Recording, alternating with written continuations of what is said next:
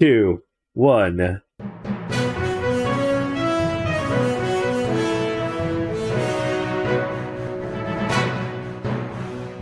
Welcome to Kanpai News. This is my deep voice, because we have serious news, and Xeno is eating serious ice cream. It's good. It's good. Very serious. It's good. Yeah, it's hot. That's the first bit of news. It is hot in the UK right now. Probably not as hot as it is here, but they also don't really have air conditioning, so... Air conditioning's a lie. Poor guys. Hi, everyone. Welcome to Kanpai News for the week commencing the 28th of July, 2024. By the time you watch this... Wait. No. By the time you watch this, it'll still be July. Probably. But almost over. I, of course, am your host, Nasuth. I am joined by Xeno and Thaylien. How are you each, aside from hot? Ice cream.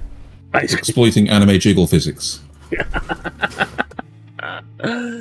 All right. That's the lighthearted intro before we get into the dark, depressing start of the news. Don't worry, there's some good stuff later, I promise. But I'm going to ruin my ice cream now. Yep, I'm going to ruin your ice cream. Sadly, you're going to need your ice cream. Put your ice cream, dry, let your tears get in your ice cream, and then it'll be kind of salty and sweet, which is a really... Anyway, so the anime and manga world mourns the iconic voice actress Noriko Ohara's passing. The anime and manga community is mourning the loss of renowned voice actress Noriko Ohara, passed away on July 12th at the age of 88.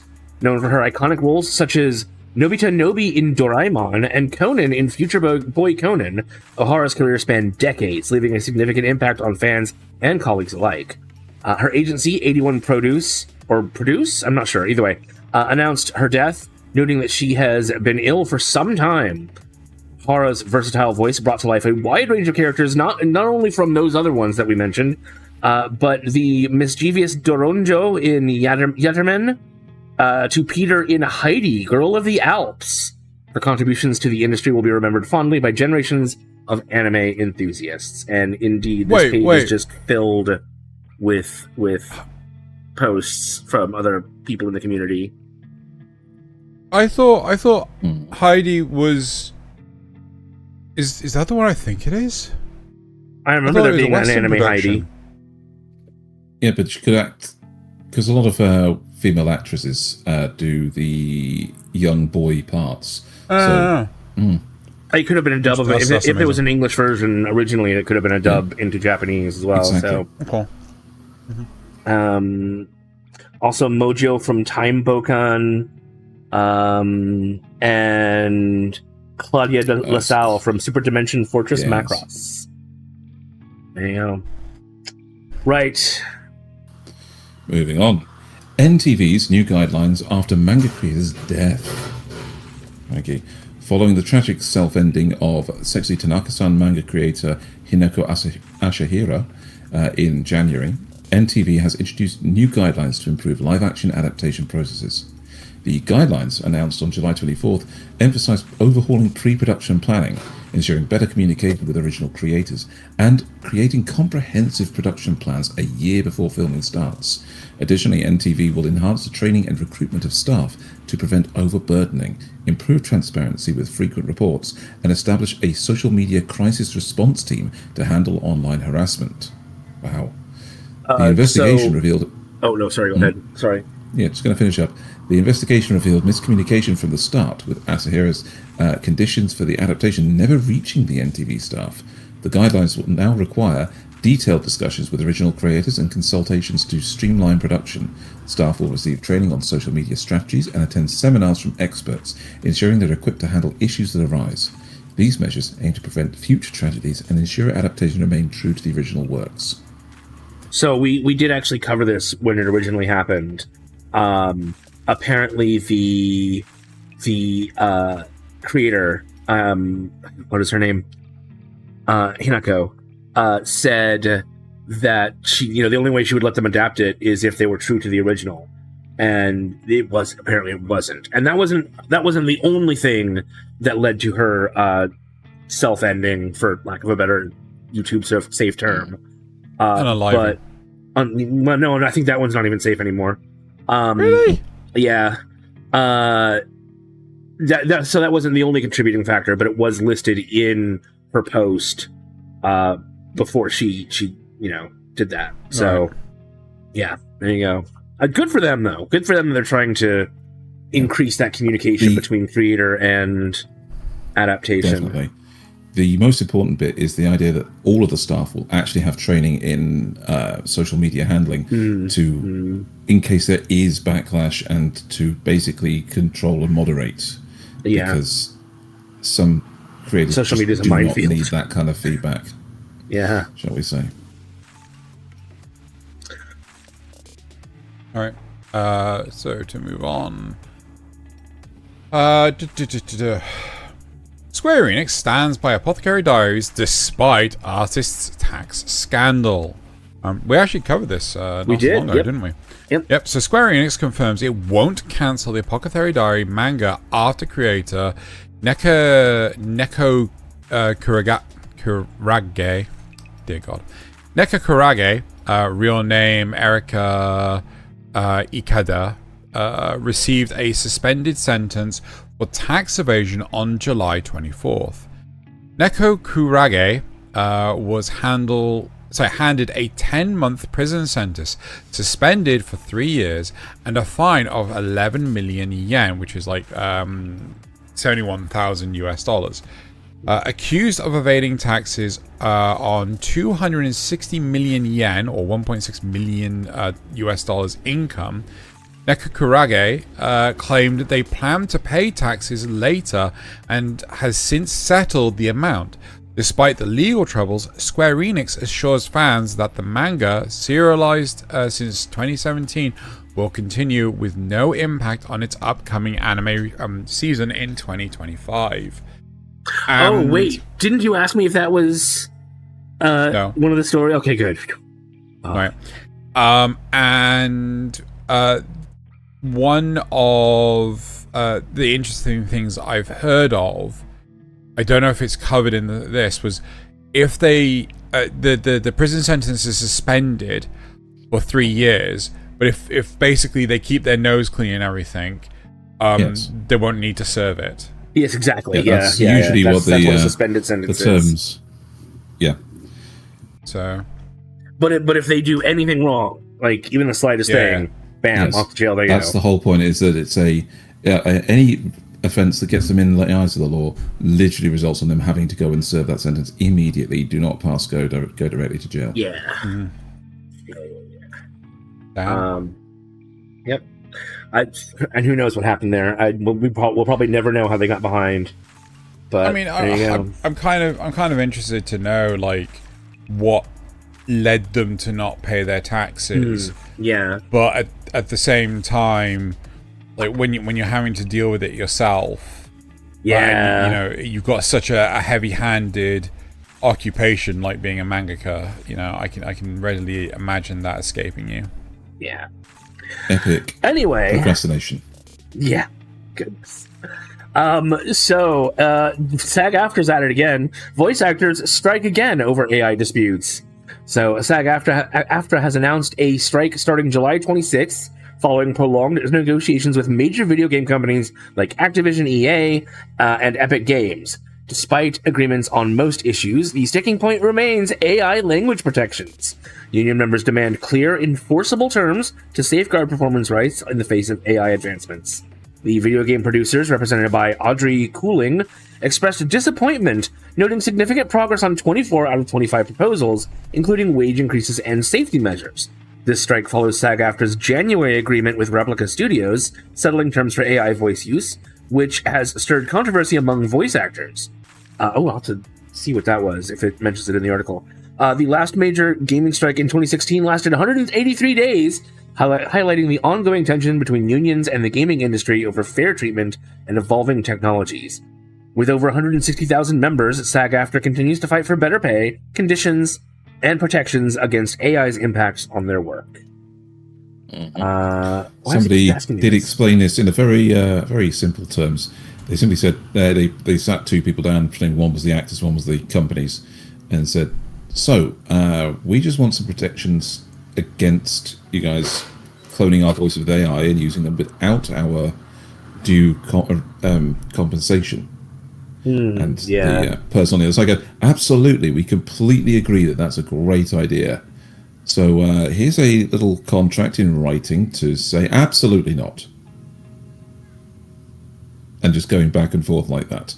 Yeah. What they say, and then they're just not signing the contract. Yeah, I kind That's of... basic. Yeah.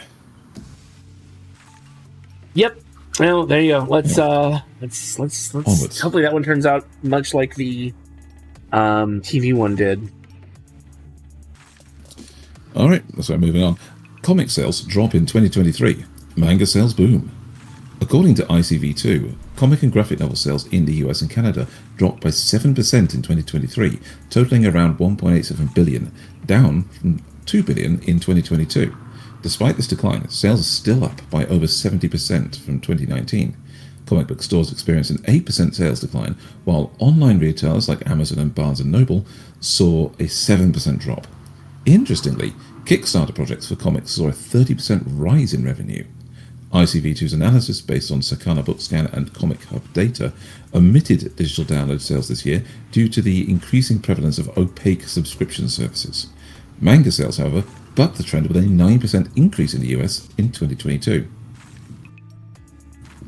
I think the really interesting thing here is that they had a huge spike in 2021, and I'm wondering why. 50 quid says Endgame. You think? Honestly, I reckon there's going to be some conclusion towards Marvel stuff. I can't remember when Endgame was, but at the same time, there's likely an increase in sales due to anime or live action anime adaptations.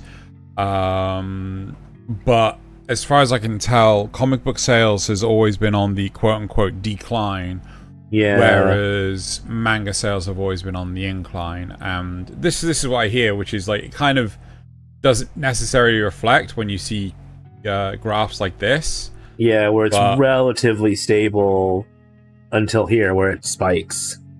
I mean, to be fair, I would like to see a divide, which part of this is manga, which part of this is comics. I don't know. This may all be comic sales as opposed to comic and manga. Yes. Yeah. Is it just comics? I think it's just comic sales. Okay. North American comic sales across time. Yeah. So it might be the manga one down further on. No, there isn't. There isn't. No. Okay. Oh well. Yep. There you go. Right. Moving on. Lycoris Recoil gets 6 new anime shorts. At a second anniversary screening, the team behind Shingo Adachi's Lycoris Recoil announced 6 upcoming anime shorts focusing on the characters' daily lives. Each short will feature a different director and storyboard artist, with Adachi supervising the character design Imigimuru. Imigimuru, yes. Yep, handling the script. Release dates and further details will be revealed later. The anime, which premiered in July 2022, and everyone should bloody watch it, was streamed originally on Crunchyroll and later aired on Adult Swim's Toonami block this past January. That's a crime. That is a bloody crime. It should have aired much more. Oh, it's so good. Nazith, how good is it? Yeah, but to be fair, Nazith, how good is it? Eventually, I mean... No, Nazith, how good is it? It's really good. It's really good. There you go. It's so good. Mm-hmm. It may not be my favorite ever, but it's up there. It's so definitely up there. It's so good. But the fact that it did eventually air on Toonami made it, meant that a much broader audience than what Crunchyroll would have allowed. Touché. For sure. Touché. And only a couple years after or a year and a half after the original airing. That's not too bad. Anyway, everyone should watch it. So this one is a bit of a double story because it's two shows that are suffering the same problem. SHOSHIMIN and Wistoria anime episodes delayed. The Shoshimin How to Become Ordinary anime is delaying its 4th episode by a week, now airing on August 3rd instead of July 27th. Similarly, Wistoria, Wand and Sword will delay its 4th episode to August 4th, with a special episode airing that already aired on July 28th. The special will include, or did include, I suppose, a story digest, interviews, and footage from the anime's advanced screening. Both series premiered in July and are streamed on Crunchyroll. So that's Shoshimin, and that's Wistoria.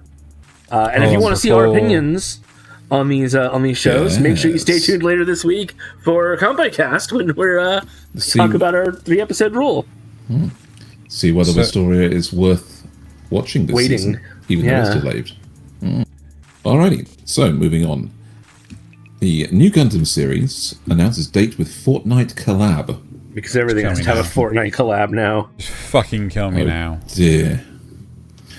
So, at Comic-Con in San Diego, Bandai Namco Filmworks unveiled a trailer and key visual for Mobile Suit Gundam Requiem for Vengeance, set to debut in October 17th. The 6-episode series, streaming exclusively on Netflix, explores the European front during the One-Year War and features characters like Iria Sorari and iconic mecha suit like the Gundam Zaku. Iconic mecha such as the Zaku 2 and Gundam. Additionally, a collaboration with Fortnite will allow players to pilot mobile suits in a team deathmatch mode, leveraging assets created in Unreal Engine 5. Hey, as long as it works better, as long as it works better than the Cybertruck. I heard that they put the Cybertruck in Fortnite, and I was just like, what the hell? And then they had to get rid of it because it was breaking constantly. Just like the real one. Exactly, it's realistic. Moving on. Right. Type your way through Jujutsu Kaisen! What the hell, Nasuth? Right. Boost your typing skills while... I thought that said driving. While diving into the world of Jujutsu Kaisen with Ryo's new typing software. Announced on the official site formerly known as Twitter in November, this interactive program lets you banish spirits by typing, featuring 6 battle stages complete with voice dialogue from the anime's first season. Beginners can get a tutorial from Satoru Gojo, while additional games teach typing kanji and English words. This is like typing of the dead. Yeah, of course. The software even includes a programming tutorial for novice coders. Oh, damn. Available for Windows and Mac, you can grab a digital version for 4,752 yen, which is about 30 USD. Or a physical copy with a special microfiber cloth for 5,258 yen, which is about $34. However, no overseas shipping details are mentioned. Sag. Okay. I'm sure people will pirate it. Yeah. We don't just say that, Nasuth. No. I didn't say I would engage in it. I said people. Someone who isn't me. Mm-hmm. So Nasuth isn't people, confirmed. Right. Yeah, I'm a scar. You're not special. I just did that in there because I thought it was silly and fun. Yeah. And now to wrap up the regular news, as always, with the new anime and manga releases to add to your collection. Get ready to expand your collection with the latest releases hitting shelves on July 23rd. Anime enthusiasts where you can grab Kitty's Portraits of Passion and Kitty's Private Passions Blu-rays from Kitty Media for $30 each. I have no idea. My Love Story with Yamada-kun at level 999 from Aniplex of America. Sorry, can I... I just want right, okay. He's saying Kitty, right? Yeah. YouTube, he's saying Kitty. Kitty. Kitty. Yes. Yeah. Kitty's Portrait of Passion. It's right there. It's right at the top. Kitty's Portrait of Passion. Anyway, see, he did it again. He said it with a... he said D's. Kitty. Yeah. Water. Yeah. Water is made from with a D. Saying bottle of water, but Americans bottle of water. Say bottle of water. Bottle of water. Anyway, sorry. Let's move on. My Love Story with Yamada-kun at level 999. Yes, for $144.98. I think this one is the one of the special ones that's got like a metal box or something. I'm not sure. Seriously. That's insane. Yeah, and Oshinoko season... Oh, no, sorry. The Oshinoko one is the Steelbook. Oshinoko Season 1 Limited Edition Steelbook from Sentai Filmworks for $130. Crunchyroll's Reborn as a Vending Machine, and Now I Wander the Dungeon Season 1, and Why Raylena Ended Up at the Duke's Mansion are also available for $70 each. Manga fans won't be disappointed with a range of titles including Ali, Junji Ito Story Collection from Viz Media for $25, and Blue Lock Volume 13 from Kodansha USA for $13. Whether you're into anime or manga, there's something new for everyone to enjoy this month. Bungo Stray Dogs, Chained Soldier, Delicious in Dungeon, Eminence in Shadow, I'm Quitting Heroing, I Can't Say No to the Lonely Girl, JoJo's Bizarre Adventure Part 6 Stone Ocean, which is weird, but sure, alright. It was graphic novel 5, but yeah. Oh, fair enough, yeah. Anyway, lots of cool stuff, but we're moving on to the fact and rumor section. Because we got some facts and some rumors to talk about. Indeed. So, starting off, we're going to go with a very popular one. No Game No Life is getting a season 2, and sadly, this is a rumor. As of now, there is no official confirmation from Studio Madhouse or any other studio regarding the production of a second season for No Game No Life. The series creator, Yu Kamiya, has expressed a strong desire for a second season, but he has also stated that he is as much in the dark as the fans are about its potential development.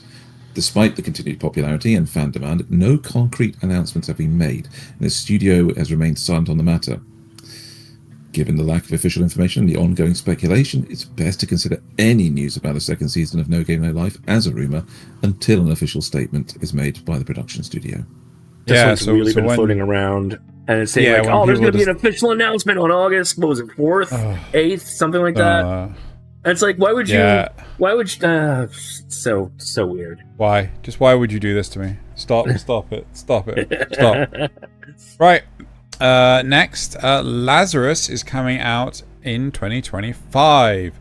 The anime Lazarus, directed by You didn't say if this was a fact or not. Oh, sorry, it's a fact. My bad. It's a fact. The anime Lazarus, directed by Shinichiro Watanabe and produced by Studio Mappa, is indeed scheduled to premiere in 2025. The information was confirmed by Adult Swim during their presentation at San Diego Comic-Con 2024, where they announced that the series will be part of the Toonami programming block. Yeah. I want to say it's another one of those where like they're airing it in English, and then like later that night, like after midnight or something, they're airing the Japanese version, something like that. In America. They did that for I think they did that for Ninja Kamui as well. Right. Right. So A Couple of Cuckoos is getting a season 2. This is also a fact. There's been an official announcement confirming that A Couple of Cuckoos. What? Oh, because you don't like Couple of Cuckoos. Boring. Right, yeah. A Couple of Cuckoos will indeed have a second boring season. No, it didn't say boring. I added that. The new season is set to be released in 2025. This information comes from multiple sources, which indicate the series' return, but note that no specific release date has been provided yet. Keep an eye out for further updates from the production team for more detailed information as the release date approaches. And Xeno cries more and more. Shoot me now. At least it wasn't as bad as Girlfriend. Still pretty bad, though. All right. Yep, that will do it for the news this week. Thank you, everyone, for joining. As I said earlier, make sure you stay tuned later this week for our review of this season's anime so far, with only 3 episodes under our belts. And it's going to be a long one, so be aware of that as we're going into it. Actually, no, to be fair, it wasn't as bad as most of our season reviews. Yeah, it was just over 3 hours rather than like 3.5 hours or something. Yeah. Yeah. Yes. Yep. And we'll see you here next time for more news. For more news. News.